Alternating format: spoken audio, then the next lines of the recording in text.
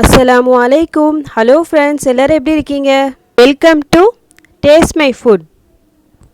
இன்றைக்கி நம்ம என்ன ரெசிபி பார்க்க போகிறோன்னா, நல்ல ஸ்பைசியான மட்டன் சுக்கா எப்படி செய்யதான் பார்க்க போகிறோம். அதுவும் வீட்டிலையே இன்ஸ்டண்ட்டாக மசாலா ரெடி பண்ணி இதை நம்ம ப்ரிப்பேர் பண்ண போகிறோம்.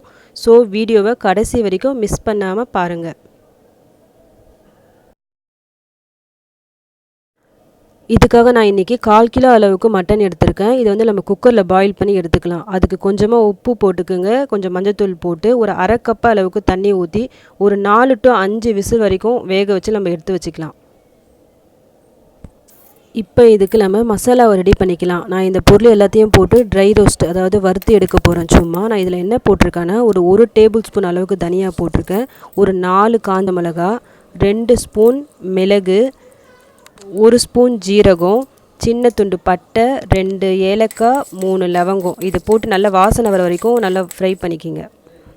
இந்தளவுக்கு போதும். நான் ஸ்டவ் ஆஃப் பண்ணிவிட்டேன். இது நல்லா ஆறட்டும், நம்ம பவுட்ரு பண்ணி எடுத்துக்கலாம். நான் பவுட்ரு பண்ணி எடுத்துட்டேன். எந்தளவுக்கு ஃபைனாக அரைக்க முடியுமோ அந்தளவுக்கு நல்லா ஃபைனாக அரைச்சி எடுத்துக்கோங்க. மட்டன் நல்லா வெந்துடுச்சு. அந்த தண்ணியை நான் தனியாக எடுத்து வச்சுருக்கேன். இந்த மட்டனில் வந்து இப்போ மசாலாவை ஆட் பண்ணிக்கலாம். அரைச்சி வச்சுருக்கோம்ல அந்த மசாலா, அதில் இதை ஆட் பண்ணிக்கோங்க. கூடவே ஒரு ஸ்பூன் அளவுக்கு மிளகாத்தூள் போட்டுக்குங்க. லெமனில் ஒரு பாதி அளவு எடுத்து இதில் ஜூஸ் போட்டுக்குங்க. கொஞ்சமாக உப்பு போட்டுக்குங்க. கூடவே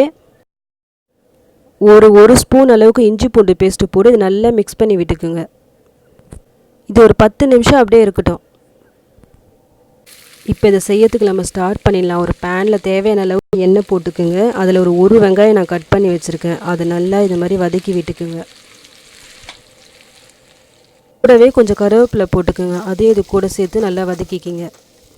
இந்த வெங்காயம் நல்லா கோல்டன் ப்ரௌன் ஆயிடுச்சு. இப்போ இந்த மசாலா போட்டு வச்சு இந்த மட்டனை இதில் ஆட் பண்ணிக்கலாம். ஒரு 2 நிமிஷம் இந்த எண்ணெயிலே இது கொஞ்சம் வதங்கட்டும். இந்த மட்டன் வேக வச்ச தண்ணியை தனியாக நான் ஒரு பவுலில் எடுத்து வச்சுருக்கேன். அந்த தண்ணியை இதில் நம்ம சேர்த்துடலாம். மீடியம் ஃப்ளேமில் வச்சுக்கிங்க. இந்த தண்ணியெல்லாம் நல்லா வத்துற அளவுக்கு நம்ம வெயிட் பண்ணலாம்.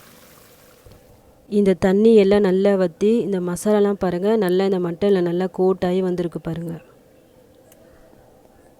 ஓகே, இப்போ மட்டன் சுக்கா நம்மளுக்கு ரெடி ஆகிடுச்சு. இப்போ ஃபைனலாக இதில் கொஞ்சம் கருவேப்பிலை ஆட் பண்ணி நல்லா கிளறி விட்டு ஸ்டவ் ஆஃப் பண்ணிக்கிங்க. இது வந்து தக்காளி சாதம், தயிர் சாதம், சாம்பார் சாதம், ரசம் சாதம், புளி சாதம் சொல்லி எல்லா வெரைட்டி ரைஸ்க்கும் நல்ல ஒரு காம்பினேஷனாக இருக்கும். சப்பாத்தி பரோட்டாக்கும் சூப்பராக இருக்கும். இது வீட்லேயே இன்ஸ்டண்ட்டாக மசாலா அரைச்சி செய்த இந்த மட்டன் சுக்காவை நீங்களும் ட்ரை பண்ணி பாருங்கள். எப்படி வந்துச்சுன்னு எனக்கு கமெண்ட்ஸில் சொல்லுங்கள். இந்த ரெசிபி உங்களுக்கு பிடிச்சிருந்தா லைக் பண்ணுங்கள், ஷேர் பண்ணுங்கள், கமெண்ட் பண்ணுங்கள். மறக்காமல் சப்ஸ்கிரைப் பண்ணுங்கள். தேங்க்யூ.